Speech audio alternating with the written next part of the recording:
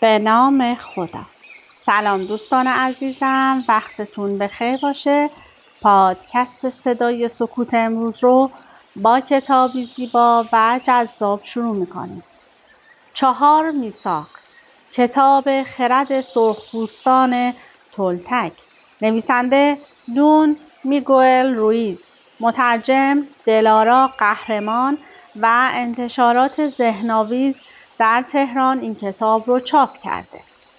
لطفاً با من همراه باشید تا این کتاب زیبا رو با همدیگه کشفش کنیم.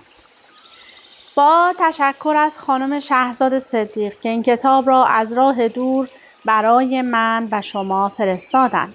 تقدیم به آنان که دوستشان می‌دارم. شاید امروز آخرین روزی باشد که بتوانم به تو بگویم چقدر دوستت دارم. از متن کتاب. تقدیم به حلقه آتش، آنان که این راه را رفتند، آنان که در راهند و آنان که خواهند آمد تا قدم در راه بگذارند.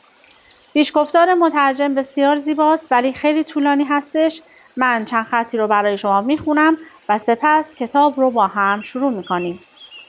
این کتاب حاصل تجربیات و اندیشه های مردی است از تبار سرخپوستان امریکای مرکزی که باورهای بنیادی تولتک ها را به زبانی ساده با مثال های قابل فهم و طبقه بندی بسیار مفید و مؤثر به نسل های جدید ارمغان کرده.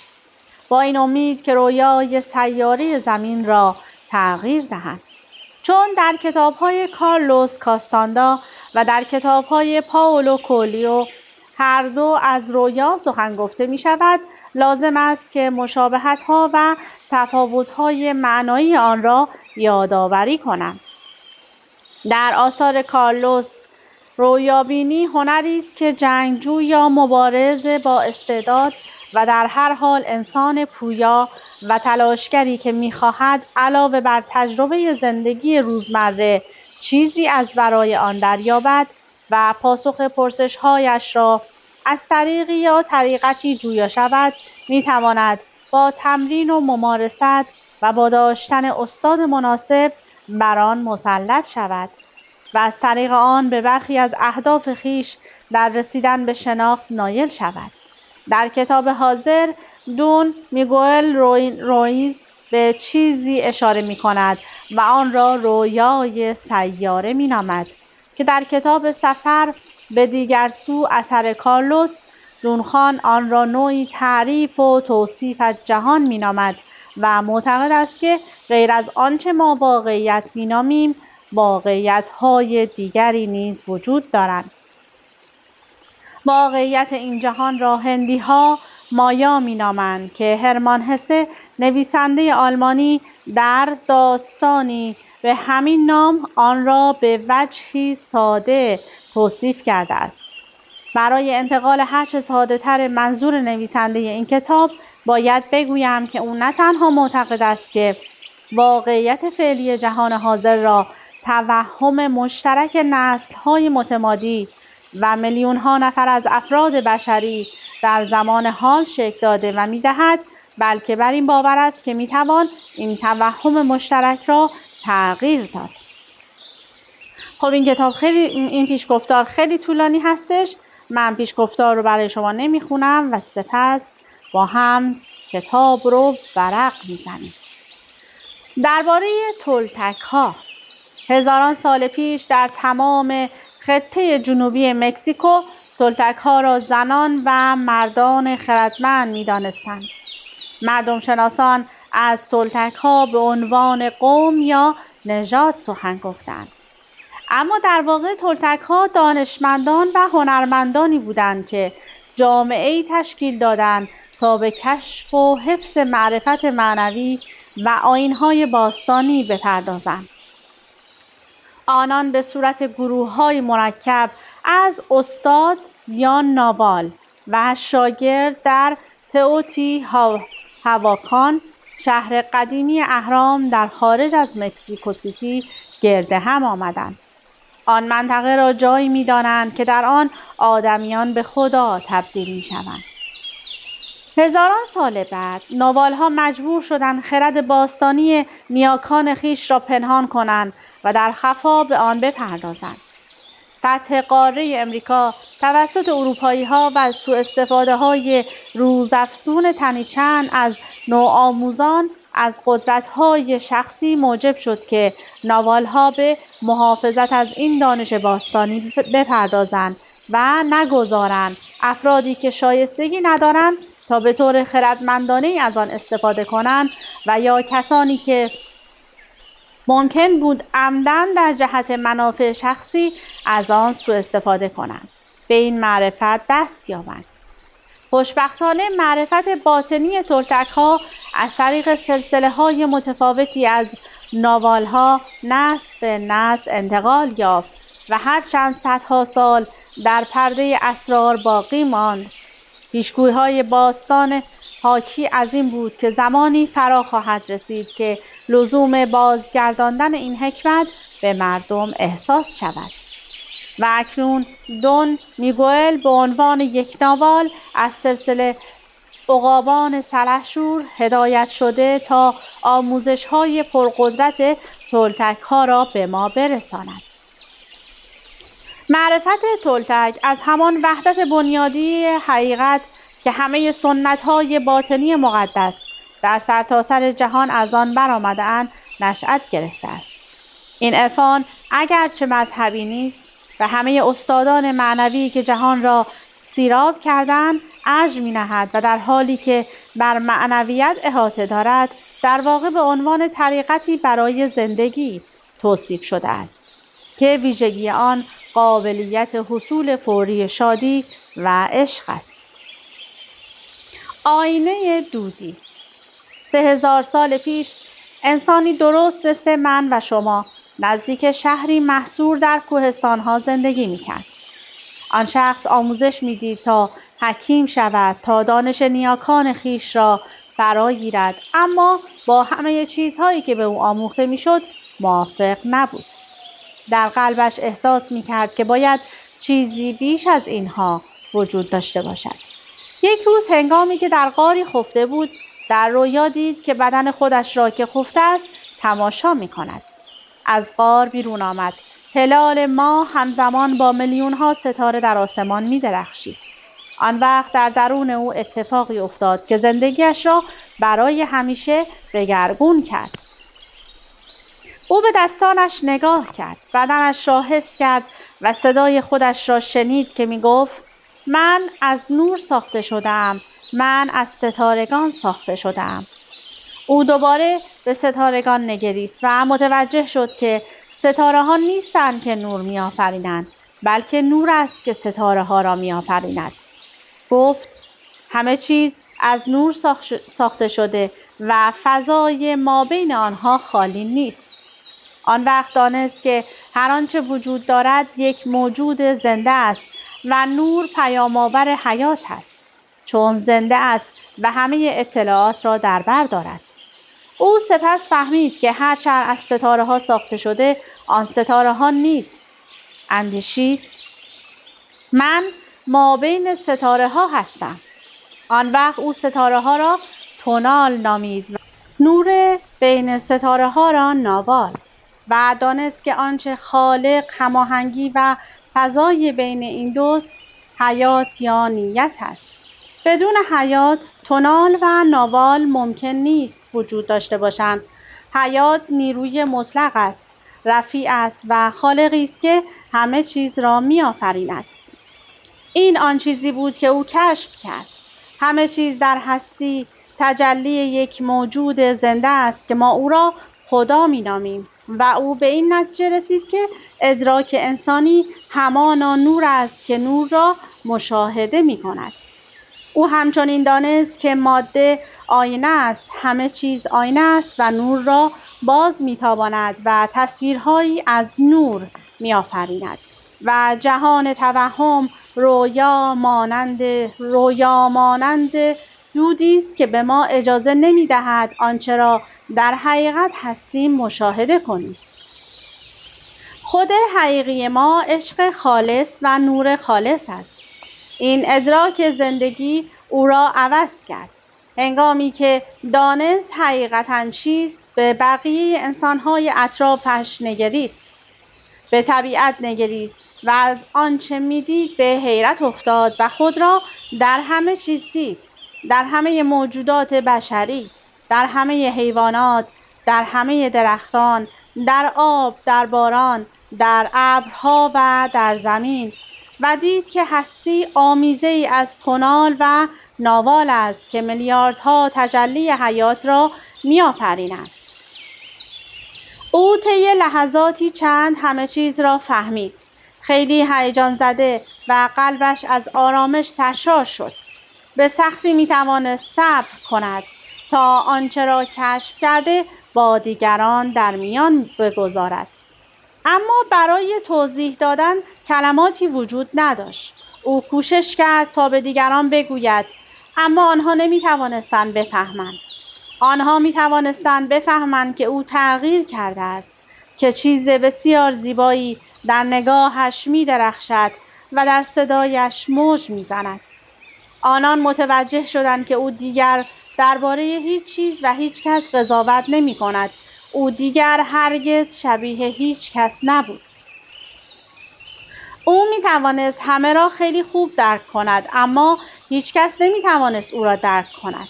آنان به این باور رسیدند که او تجسمی از خداوند است و او هنگامی که این را شنید لبخندی زد و گفت: حقیقت دارد، من خدا هستم، اما شما هم خدا هستید.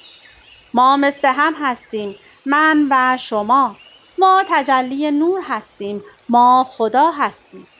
اما باز هم مردم او را درک نمی‌کردند.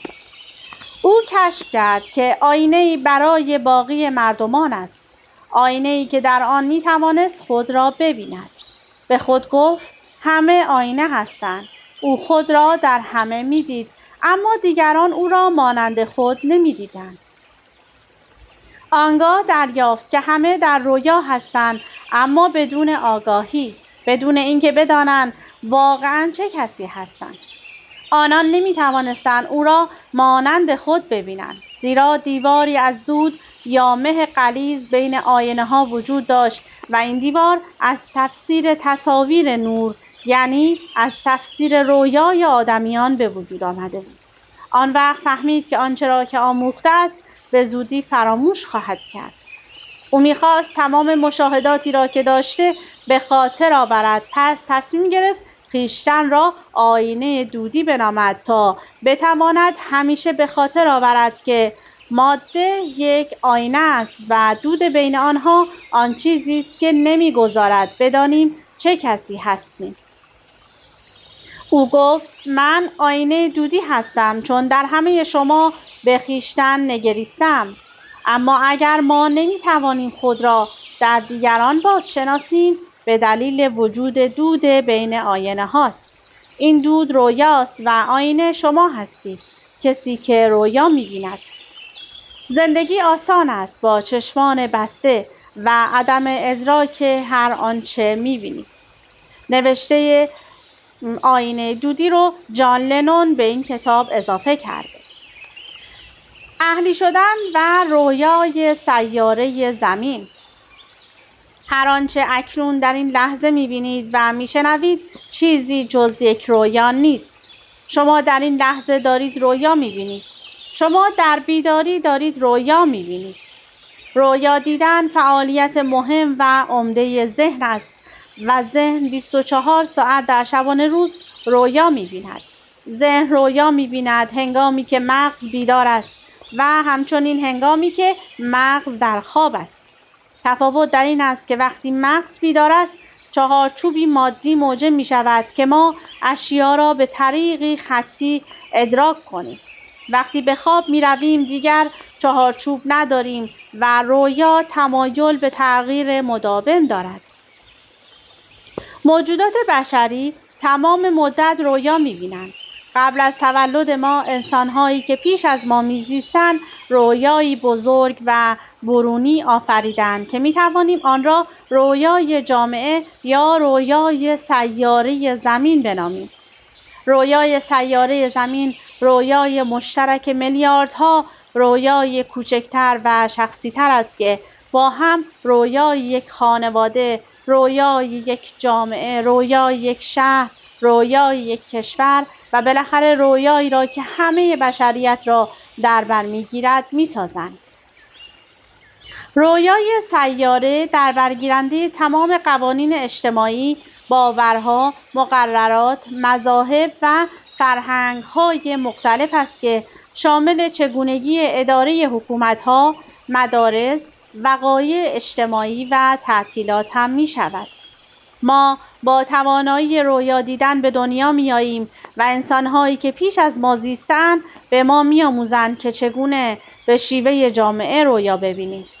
رویای برونی بشر تعداد بیشماری قاعده دارد و هنگامی که فردی متولد می شود ما توجه او را جلب می کنیم و این قواعد را وارد ذهنش می سازیم.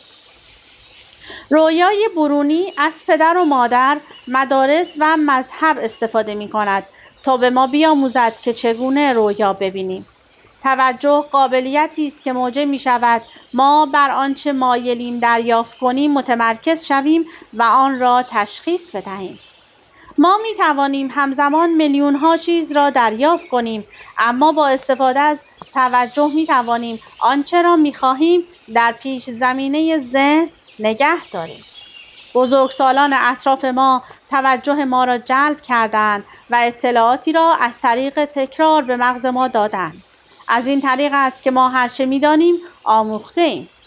ما با استفاده از توجهمان یک واقعیت جامع، یک رویای جامع را فرا می‌گیریم که چگونه در جامعه رفتار کنیم، چه چیز را باور کنیم و چه چیز را باور نکنیم، چه چیز پذیرفتنی است و چه چیز نیست، چه چیز خوب است و چه چیز بد، چه چیز زیباست و چه چیز زشت، چه چیز درست است و چه چیز غلط. همه چیز از پیش تعیین شده است. همه این دانش، همه این قوانین و مفاهیم درباره چگونگی رفتار در جهان.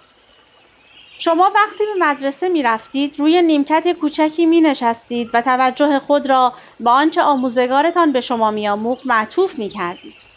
وقتی به کلیسا می رفتید توجه خود را بر آنچه کشیش می گفت متمرکز می کردید. همین شیوه با پدر و مادر، خواهران و برادران هم کاربرد داشته است. همه آنها می‌کوشیدند تا توجه شما را جلب کنند. ما همچنین می‌آموزیم چگونه توجه دیگران را به خود جلب کنیم تا جایی که نیاز به جلب توجه ممکن است به رقابت بیانجامد. بچه‌ها برای جلب توجه پدر و مادرشان با هم رقابت می‌کنند و همچنین است در ارتباط با معلم‌ها و دوستانشان. به من نگاه کن ببین دارم چه کار می‌کنم. آهای من اینجا هستم.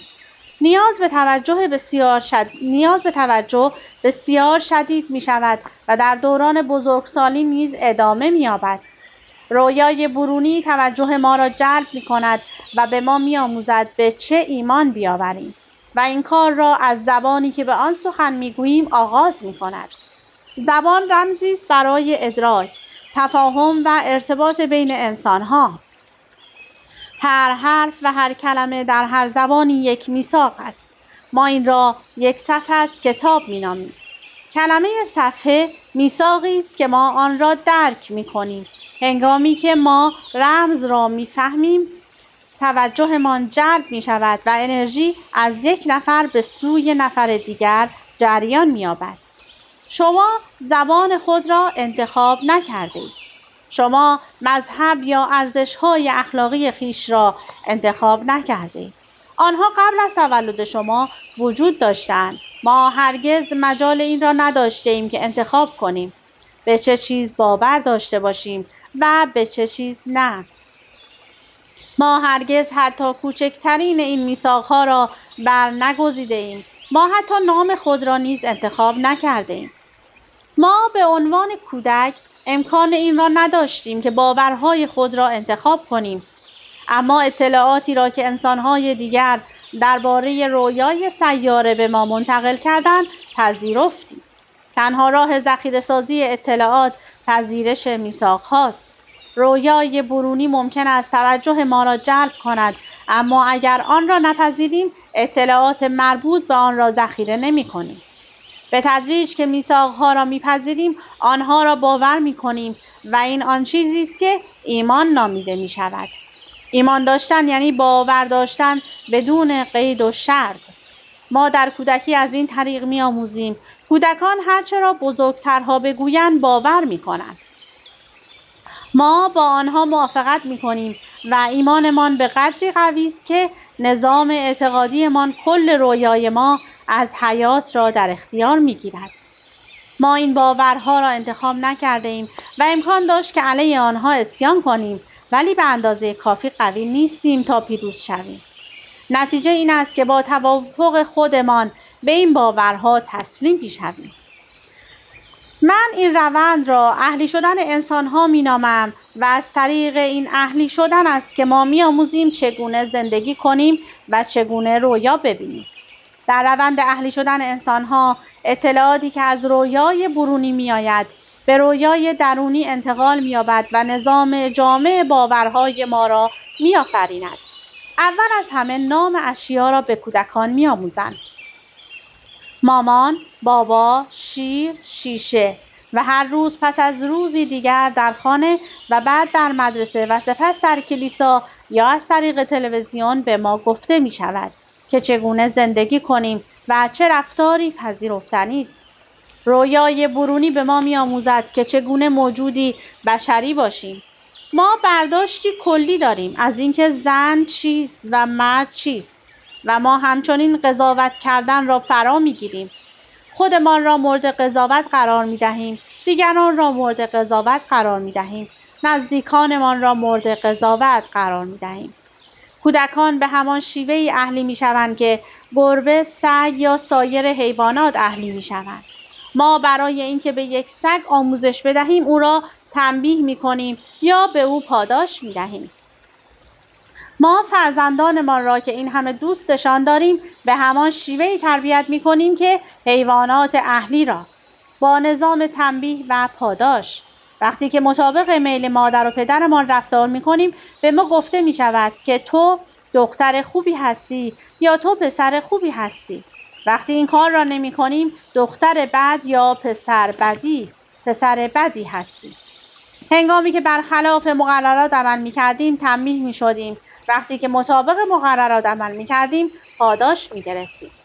ما در روز چندین بار تنبیه می‌شدیم و چندین بار پاداش می‌گرفتیم. خیلی زود از تنبیه شدن یا پاداش نگرفتن ترسیدیم. پاداش توجهی بود که از والدین یا افراد دیگر مثل خواهر و برادرها، آموزگاران و دوستان دریافت می‌کردیم و خیلی زود نیاز به جلب توجه دیگران و پاداش گرفتن در ما شکل گرفت. دریافت پاداش احساس خوبی به انسان می‌دهد، پس کوشیدیم آنچه را دیگران از ما انتظار دارند انجام دهیم تا بتوانیم پاداش بگیریم. با توجه به ترس از تنبیه و نیاز به پاداش ما کم کم ادعا کردیم کسی هستیم که نبودیم، فقط به خاطر خوشایند دیگران، تنها به خاطر اینکه به نظر دیگران به اندازه کافی خوب باشیم. در آغاز خوشنود کردن پدر و مادر مد نظرمان بود و بعد خوشنود کردن آموزگاران در مدرسه و سپس کلیسا، تا اینکه به نقش بازی کردن عادت کردیم. ما از ترس طرد شدن مدعی شدیم کسی هستیم که نبودیم. ترس از طرد شدن تبدیل به ترس از مطلوب نبودن شد. سرانجام ما به کسی تبدیل شدیم که در حقیقت نیستیم.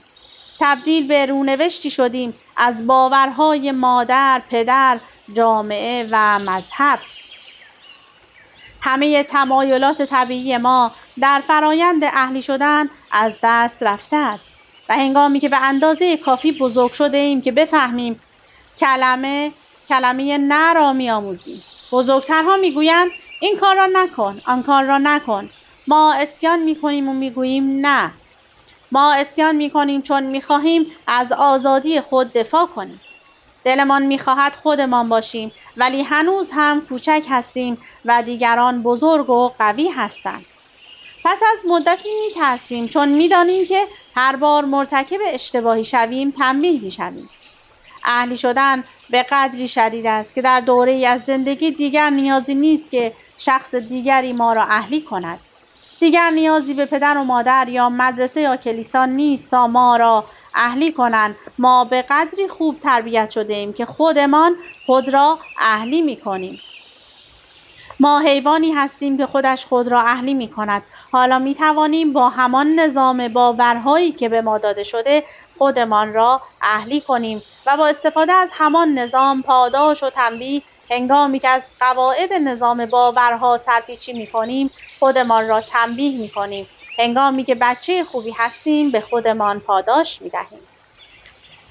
نظام باورها شبیه یک کتاب قانون است که ذهن ما را مقید می کند. بی تردید هر آنچه در کتاب قانون هست حقیقت است. ما همه قضاوت‌هایمان را بر پایه این کتاب قانون انجام می دهیم. حتی اگر این قضاوت‌ها خلاف طبیعت ما باشد.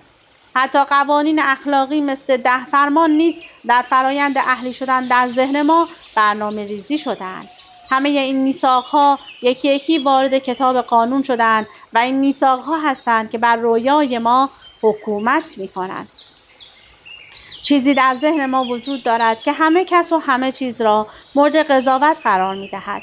حتی هوا را، سگ را، گربه را، همه چیز را. قاضی درونی از آنچه در کتاب قانون آمده است استفاده می‌کند تا هر کاری را که می‌کنیم یا نمی‌کنیم، آنچه را می‌اندیشیم یا نمی‌اندیشیم، آنچه را احساس می‌کنیم یا احساس نمی‌کنیم مورد قضاوت قرار دهد. همه چیز تحت حاکمیت مطلق این قاضی مستبد قرار دارد. هر زمان که عملی خلاف کتاب قانون انجام دهیم، قاضی درونی میگوید که ما مقصر و گناهکار هستیم و لازم است که تنبیه شویم. باید خجالت بکشیم. این اتفاق چندین بار در روز میافتد، روزی پس از روز دیگر و در همه سالهای عمر ما. بخش دیگری از وجود ما این قضاوت‌ها را دریافت می‌کند و این بخش قربانی نامیده می‌شود. قربانی همه خجالت‌ها، گناهان و سرزنش‌ها را تقبل می‌کند. این بخشی از ماست که می‌گوید بیچاره من، به اندازه کافی خوب نیستم، به اندازه کافی باهوش نیستم، به اندازه کافی جذاب نیستم، شایسته عشق نیستم، بیچاره من. آن وقت قاضی بزرگ موافقت می‌کند و می‌گوید بله، تو به اندازه کافی خوب نیستی و همه اینها بر پایه نظامی از باورهاست که ما هرگز انتخابش نکرده‌ایم. این باورها به قدری قوی هستند که حتی اگر سالها بعد ما در معرض مفاهیم و برداشت‌های جدیدی قرار بگیریم و بکوشیم که خودمان تصمیم بگیریم، متوجه می‌شویم که این باورها هنوز زندگی ما را در اختیار دارند. هر آنچه برخلاف کتاب قانون باشد، احساس غریب و نامطلوبی در قسمت شبکه خورشیدی بدن ایجاد می‌کند که ترس نام دارد. شکستن مقررات کتاب قانون زخم‌های عاطفی را می‌گشاید و واکنش شما ایجاد سم عاطفی است. چون هرچه در کتاب قانون هست باید حقیقت داشته باشد، پس هر آنچه به مقابله با باورهای شما برخیزد در شما ایجاد ناامنی می‌کند. کتاب قانون حتی اگر غلط باشد به شما احساس امنیت می‌دهد. به این دلیل است که ما نیاز به مقدار قابل ملاحظه شجاعت داریم تا بتوانیم با باورهای خود به مقابله برخیزیم. چون حتی اگر بفهمیم که خودمان همه این باورها را انتخاب نکرده ایم، واقعیت این است که با همه آنها موافقت کرده ایم. این توافق به قدری شدید است که حتی اگر حقیقی نبودن آن را درک کنیم، در صورتی که برخلاف مقررات آن قدمی برداریم، احساس تقصیر، گناه و شرم می‌کنیم. همانطور که دولت کتاب قانونی دارد که بر رویای جامعه حکومت می‌کند، نظام باورهای ما نیز کتاب قانونی است که بر رویاهای ما حکم می‌راند. همه این قوانین در ذهن و مغز ما حک شده‌اند. ما آنها را باور داریم و در درون بر پایه این قوانین قضاوت می‌کنیم. قاضی حکم صادر می‌کند و قربانی از مقصر بودن و تنبیه رنج می‌کشد. اما چه کسی می‌گوید که در این رویا عدالتی هست؟ عدالت حقیقتی این است که برای هر اشتباه فقط یک بار تنبیه شویم. بی‌عدالتی حقیقی این است که برای هر خطا بیش از یک بار تنبیه شویم. ما چند بار تاوان یک خطا را میپردازیم؟ هزاران بار. انسان تنها حیوانی است که برای یک خطا هزاران بار تاوان میپردازد. باقی حیوانات فقط یک بار بابت هر خطا مجازات میشوند. ما حافظه قوی داریم، اشتباه میکنیم، قضاوت میکنیم، خودمان را گناهکار میدانیم و خود را مجازات میکنیم. اگر عدالت وجود داشته باشد این کافی است. ما نیاز به تجدید محاکمه نداریم، اما هر بار که به خاطر میآوریم مجددا خود را مورد قضاوت قرار میدهیم. دوباره خود را مقصر میشماریم، دوباره خود را مجازات میکنیم و این کار را بارها و بارها تکرار میکنیم. اگر همسری داشته باشیم او نیز اشتباه ما را خاطر نشان می‌سازد. آن وقت می‌توانیم باز هم یک بار دیگر خود را قضاوت کنیم و گناهکار بدانیم و مجازات کنیم. آیا این منصفانه است؟ چند بار همسرمان، فرزندانمان و والدینمان را به خاطر یک خطا مجازات می‌کنیم؟ هر بار که آن خطا را به یاد می‌آوریم آنها را دوباره سرزنش می‌کنیم و همه سم عاطفی را که به هنگام بی‌عدالتی احساس می‌کنیم برای آنها می‌فرستیم و آنها را وامی داریم که بابت همان خطا تاوانی مجدد بپردازند. آیا این عدالت است؟ قاضی ذهن ما اشتباه می‌کند، چون کتاب قانون و نظام باورها اشتباه هستند. کل رویا بر قانونی غلط بنا شده است. 95% باورهایی که در ذهن خود ذخیره کردیم دروغ هستند و ما رنج می‌کشیم چون همه این دروغ‌ها را باور کرده‌ایم. در رویای سیاره رنج کشیدن بشر، زندگی در ترس و ایجاد فاجعه‌های عاطفی همه امری عادی به شمار می‌آید. رویای برونی رویایی خوشایند نیست. رویایی شدن راز خشونت، ترس، جنگ و بی‌عدالتی است. رویای شخصی افراد بشر ممکن است متفاوت باشد، اما کلاً و اساساً یک کابوس است. اگر به جامعه بشری نگاه کنیم می‌بینیم که مکانی بسیار دشوار برای زیستن است، زیرا ترس بر آن حاکم است. در سرتاسر جهان ما انسان‌هایی را می‌بینیم که گرفتار رنج، خشم، انتقام، اعتیاد، خشونت‌های خیابانی و بی‌عدالتی‌های ترسناک هستند. این فجایع در سطوح مختلفی در کشورهای گوناگون جهان وجود دارند. اما در هر حال ترس است که رویای برونی انسان را در اختیار دارد. اگر ما رویای جامعه انسانی را با توصیفاتی که ادیان مختلف جهان از دوزخ ارائه داده‌اند مقایسه کنیم، می‌بینیم که دقیقاً مثل هم هستند. مذاهب می‌گویند که دوزخ مکانی است برای مجازات، مکانی که در آن ترس، درد و رنج هست، جایی که انسان‌ها را می‌سوزاند. آتش محصول عواطفی است که از ترس ناشی می‌شوند. ما هرگاه احساساتی مثل خشم، حسادت، حسرت یا نفرت را تجربه می‌کنیم می‌بینیم که آتشی در درونمان می‌سوزد. ما در رویای دوزخ زندگی می‌کنیم. اگر شما دوزخ را به منزله مرتبه یا حالتی از ذهن به تصور آورید، ما در دوزخ به سر میبریم. کسانی هستند که به ما اخطار میکنند اگر آنچه را آنان میگویند انجام ندهیم به دوزخ میرویم. چه خبر بدی!